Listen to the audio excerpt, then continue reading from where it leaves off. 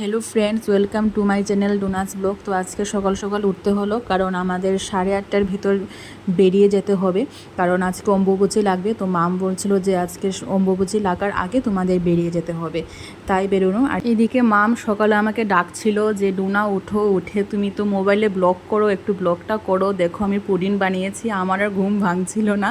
তো এসে দেখি মাম এত সুন্দর পুডিং বানিয়েছে। পুডিংটা দেখতে যেমন সুন্দর, খেতে এর থেকে 100 গুণ বেশি টেস্টি হয়েছিল। তো মা বাবার জন্যও পাঠিয়েছে, তো আমরাও খেলাম। এত সুস্বাদু ছিল। এইটা ছিল তরমুজের পুডিং, আর আমাদেরকে খাইয়েছে আনারসের পুডিংও খাইয়েছে। চলে যাচ্ছি আজকে কৈলাসহর থেকে, কালকে ওর ফ্লাইট।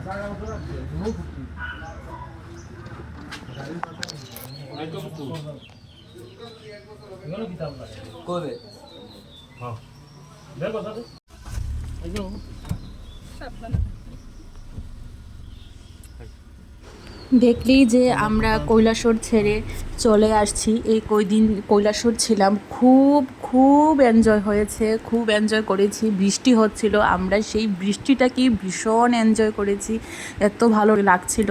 যখন চলে আসলাম তখন সত্যি খুব খারাপ লাগছিল। রাস্তা কি বাজে, কি খারাপ। তোমরা ভাবছো যে আমরা এই রকম বাজে রাস্তা দিয়ে কোথায় যাচ্ছি। রাস্তা একদমই বাজে না, মানে কি এইটা বাজে, মানে অল্প খানিকটা বাজে, কিন্তু বাকি রাস্তা খুবই ভালো ছিল। এটা হচ্ছে মানে কৈলাসহর থেকে যে আগরতলার রোডটা, কমলপুর হয়ে ওই রোডটা। তো অল্প জায়গায় এখনও কাজ হয়নি একটা টাওয়ারের জন্য, সেই রাস্তার জন্যই মানে জায়গাটা খুব বাজে। রাস্তা এত খারাপ ছিল, তো ক্রস করতে গিয়ে আরেকটা গাড়ি এসেছে। তো ক্রস করতে গিয়ে কাদা সব গদনের ড্রেসে, দেখো ও এখন ড্রেস ধুচ্ছে। আর এদিকে আমার ব্যাগও ছিল, আর ব্যাগের মধ্যে কাদা, সব কিছু পরিষ্কার হচ্ছে। আর বিশেষ করে গদনের সামনে পিছনে সব জায়গায় কাদা। দেখি গদন পিছন দিকটা, পিছন দিকে আসলো তো তোমার কাদা, ওই তো পিছন দিকে দেখো, ওই হেরে একটু পরিষ্কার করে তো তোমার মিষ্টি দাঁড়ো কো। পার্বত্যময় ত্রিপুরায় এইভাবেই পাহাড়ের গা বেয়ে অসংখ্য ঝর্ণা নেমে আসে। তো তোমরা দেখলে সেই রকমই ঝর্ণায় আমাদের গাড়ি পুরো কাদায় ভরে গেছিলো। সেই ঝর্ণার জল দিয়েই আমাদের গাড়ি পরিষ্কার করা হলো, গদনকেও পরিষ্কার করা হলো এইভাবেই। তো এইরকম আমাদের পার্বত্যময় ত্রিপুরায় পাহাড়ের গা বেয়ে অনেক ঝর্ণা নেমে আসে। তো ত্রিপুরার সৌন্দর্যই আলাদা। যারা পাহাড় প্রেমী মানুষ তাদের নিশ্চয়ই ত্রিপুরায় এসে ভীষণ ভালো লাগবে, কারণ আমার ত্রিপুরায় জন্ম, সুতরাং আমার পাহাড় থেকে বেশি সমুদ্রটাই বেশি পছন্দ। তাদের পাহাড় বেশি পছন্দ, তারা ত্রিপুরায় এসে যাও, দেখবে ভীষণ ভালো লাগবে তোমাদের পার্বত্যময় সবুজে ঘেরা। এখন দেখো কি হয়েছে, গদন এসে দেখাচ্ছে যে ওর ড্রেসে ধুয়েছে কিন্তু কাদার স্পট পড়ে গেছে। তো এই দেখাচ্ছিল ও, আর আমি এটা ভয়েসটা দিতে পারলাম না, কারণ গাড়িতে গান চলছিল, তো আমার ভিডিওতে কপিরাইট এসে যাবে। আর এদিকে উনি দেখো আমাকে ঝর্ণার জল এনে দেখাচ্ছে, আমি আর গাড়ি থেকে নামিনি। তো দেখাচ্ছিল যে ঝর্ণার জলটা পরিষ্কারই ছিল, সেটাই দেখাচ্ছে একদম। তো পরিষ্কার ছিল, তো যেহেতু পাহাড়ের গা বেয়ে আসছিল, তো তাই একটু বালু ছিল। আর এখন দেখো আবার অল্প জায়গা খারাপ, মানে পুরো রাস্তা ভালো জানো, কিন্তু এই অল্প দুটো জায়গা, ধরো 1 কিলোমিটার আবার 1 কিলোমিটার, এই খারাপ রাস্তা, মানে এটা খুবই খারাপ। এর জন্যই মানে এই রোড দিয়ে অনেক সময় বৃষ্টি হলে গাড়ি আসতে পারে না। তবে সব রোডেই আসা ভালো, আমরা এনজয় করছিলাম, কিন্তু এইদিকে অনেক শর্টকাট হয়। আর আমরা আবার সোজা যাব হচ্ছে আমার বাড়িতে, মানে কমলপুরের সালেমাতে। তো আমার বাড়িতে যাব, তো গিয়ে এখানে দুপুরে খাওয়া দাওয়া করে তারপর আমরা আগরতলার জন্য আবার রওনা দেবো। তো মনে খুবই এক্সাইটেড ছিলাম, পেটে ভীষণ খিদে ছিল, খুব খেতে ইচ্ছে করছিল।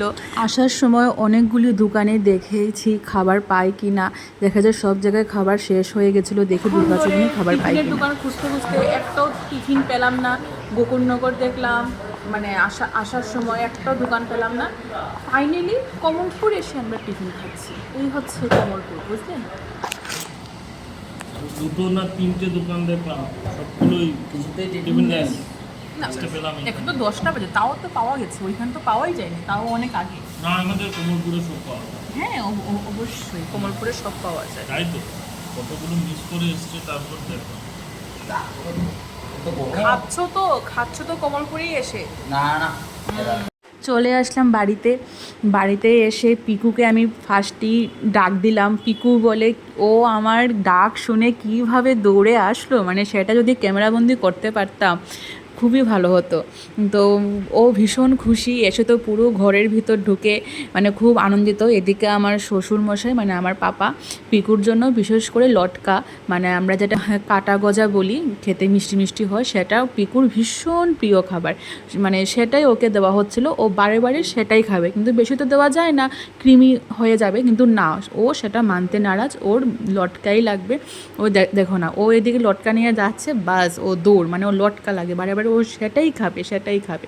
মানে তাই বারে বারে ঘরে ঢোকার খুব খুশি পিকুর, মানে পিকুর মুখ দেখেই বোঝা যাচ্ছিলো ভীষণ খুশি। মানে বাড়িতে আসলে ওই পিকুরটা নিয়ে আসা হয় মানে বেশি আর কি, খুব আনন্দিত হয় ও আমরা আসলে। আগরতলার জল আরো বলা হ্যাঁ জঘন্য মার্কা। সবাই এখন খাওয়া দাওয়া করছে। পাটটা খালি হয়ে গেল কলের জলই তো যা দেখলাম। আরে এটা বালতির নিচে লেয়ার পড়ে গেছে সব তার। জলের পিকু টাটা।